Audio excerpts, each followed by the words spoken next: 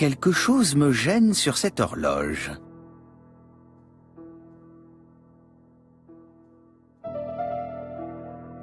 Voilà qui est mieux.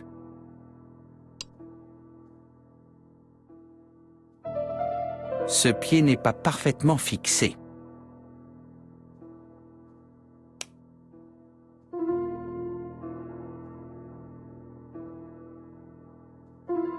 Ce pied n'est pas parfaitement fixé.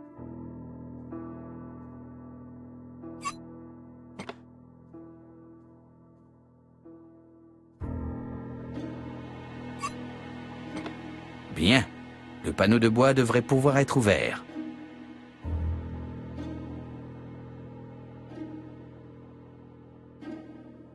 Quel étrange mécanisme! Je ne pense pas qu'il serve à faire tourner les aiguilles. Tiens, une clé.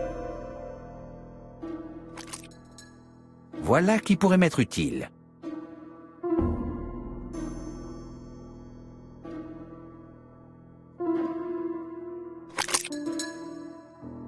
Le pignon central est bloqué.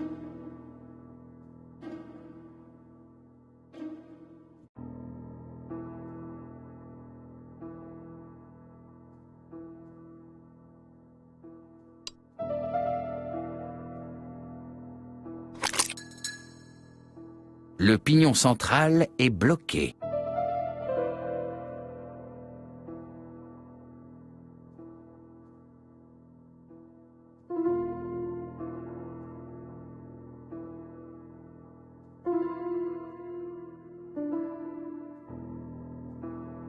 Ce disque de métal est coincé.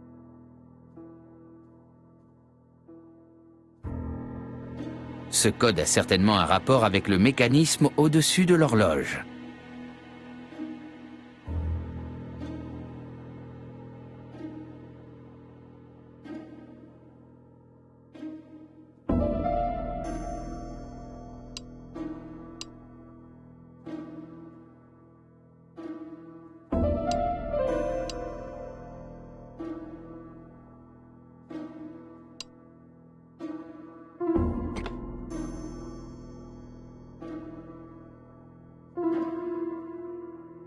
Il me faut certainement un objet pour faire tourner ces pignons.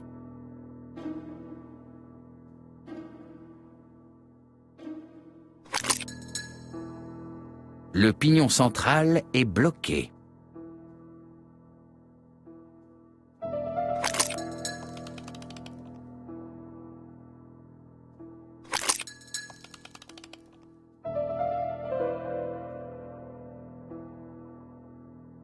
Il me faut certainement un objet pour faire tourner ces pignons.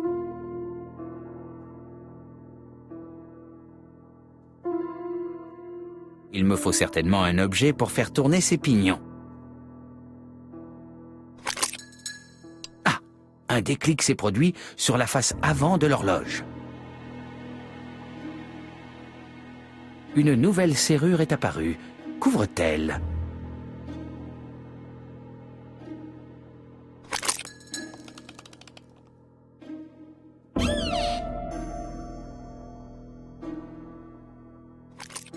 Voilà qui pourrait m'être utile.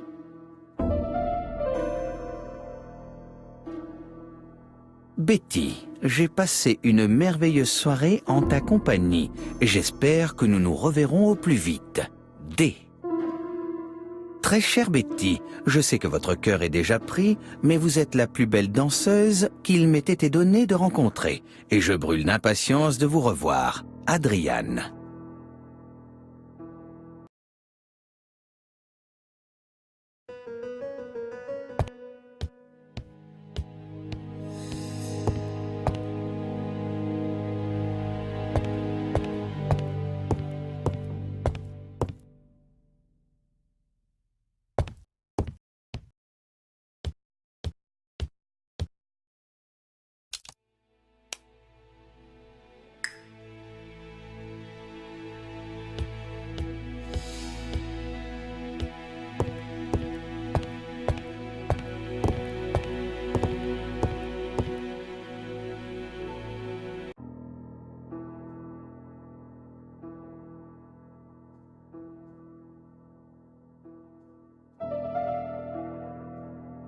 Voyons voir, que cache ce placard?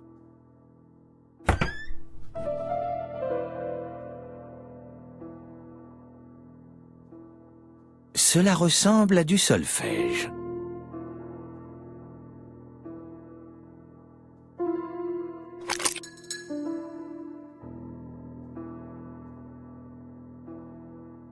Cela ne fonctionne pas. J'ai dû manquer une étape.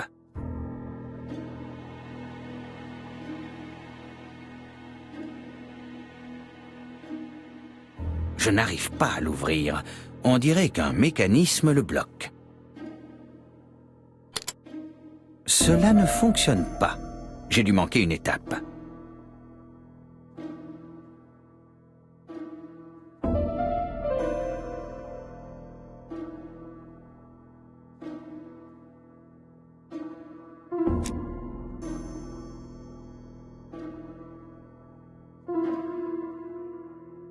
Cela ne fonctionne pas.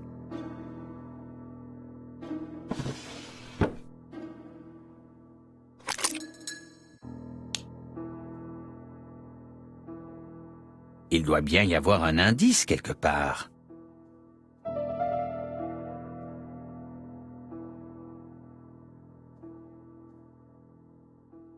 Je n'arrive pas à l'ouvrir.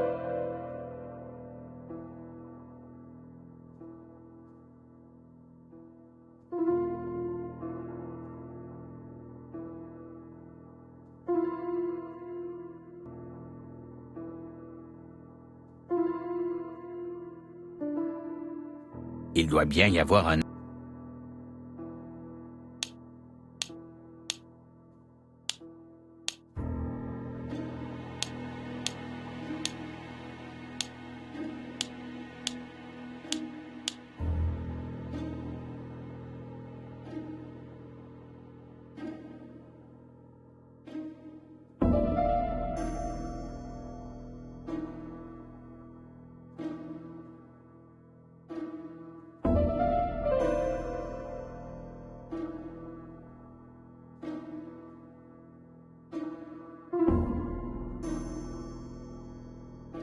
Il doit bien y avoir un indice.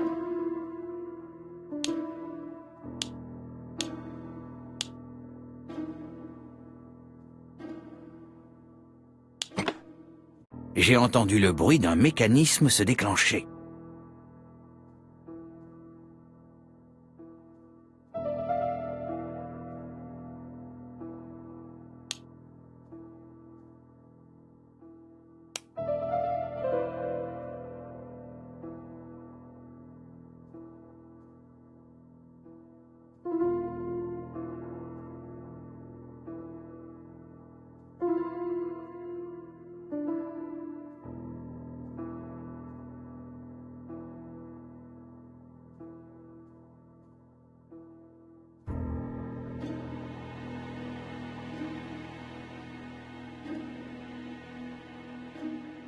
On dirait que quelque chose s'insère ici.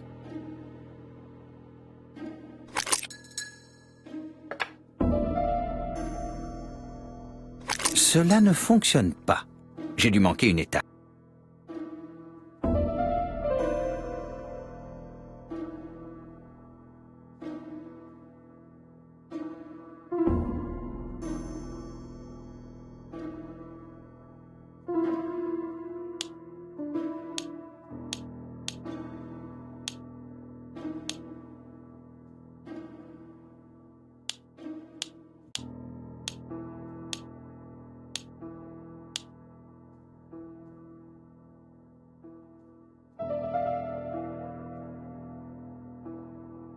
Je n'arrive pas à l'ouvrir.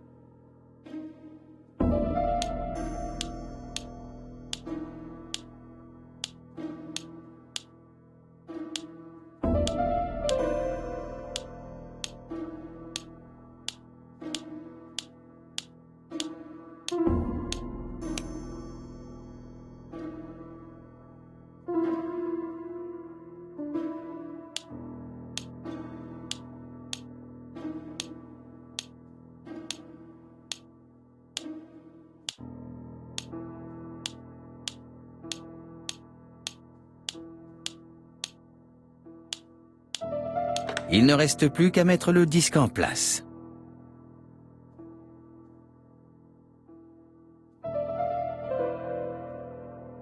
Cela ne fonctionne pas.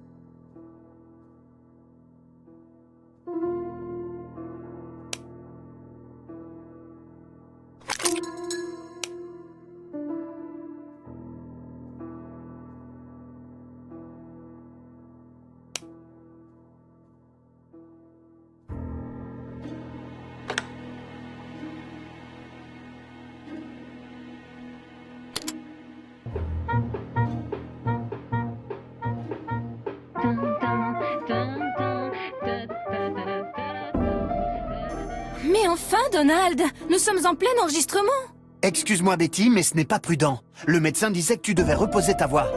Quel rabat-joie tu es parfois.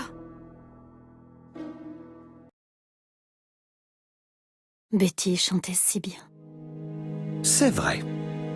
Mais elle souffrait de la gorge? Oui, elle devait ménager sa voix. Mais bien sûr, elle ne suivait pas les recommandations des médecins. Sans l'insistance de Don... Mais cela n'a plus d'importance à présent.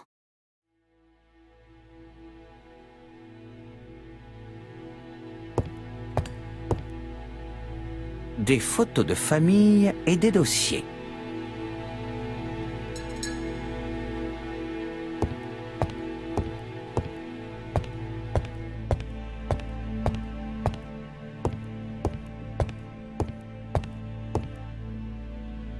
On dirait que cette femme est célibataire, mais elle a des sentiments pour quelqu'un.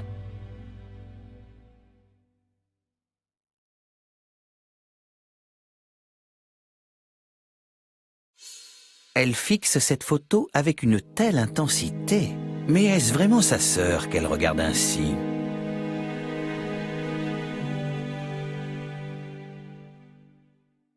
Ils formaient un couple parfait, n'est-ce pas? D'une certaine façon, oui. Elle était belle et lui... Eh bien? C'est un homme intelligent, promis à une grande carrière.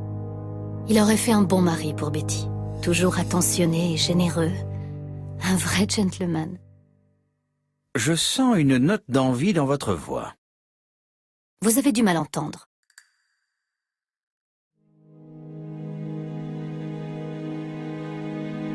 Donald semblait très amoureux de votre sœur. Oui, il était fou d'elle. Fou, vous dites? La folie en amour est souvent destructrice, et Monsieur Fraser s'est déjà montré jaloux, il me semble.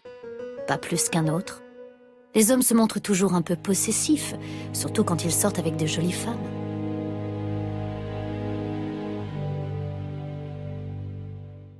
Je ne suis pas votre ennemi, Miss Barnard. Vous n'êtes pas mon ami non plus, monsieur le détective. Soit, mais vos mensonges ne servent en rien à la cause de Monsieur Fraser, ni la vôtre d'ailleurs. Je sais que Fraser était un homme jaloux. Par contre, je m'interroge sur les raisons qui vous poussent à le protéger. Le protéger? J'espère que vous n'insinuez pas... Que vous êtes la complice de Fraser? Je n'ai pas d'éléments qui aillent dans ce sens, pour l'instant en tout cas. Il s'avère que le meurtre de votre sœur est peut-être le second d'une série qu'il nous faut arrêter au plus vite. Le premier a eu lieu à Andover, et tout comme pour celui de votre sœur, l'assassin m'avait envoyé une lettre pour annoncer qu'un crime serait commis dans cette ville. À présent, puis-je compter sur vous pour être honnête? Oui, vous avez toute ma confiance, monsieur Poirot. Don est un jeune homme calme et très sensible, un peu renfermé aussi.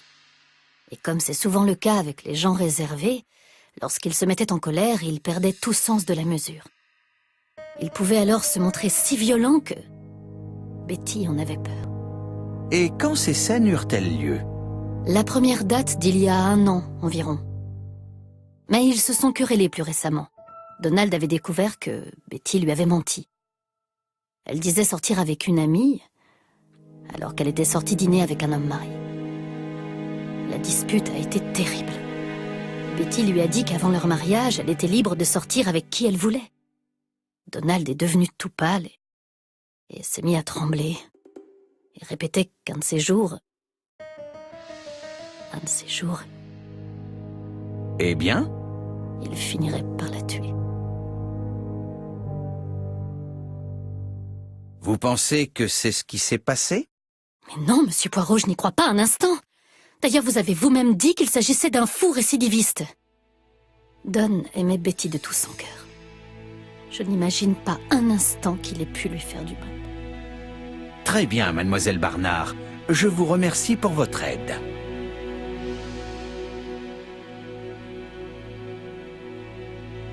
Donald Fraser est au Ginger Cat. La police ne l'a pas encore interrogé, mais ça ne saurait tarder.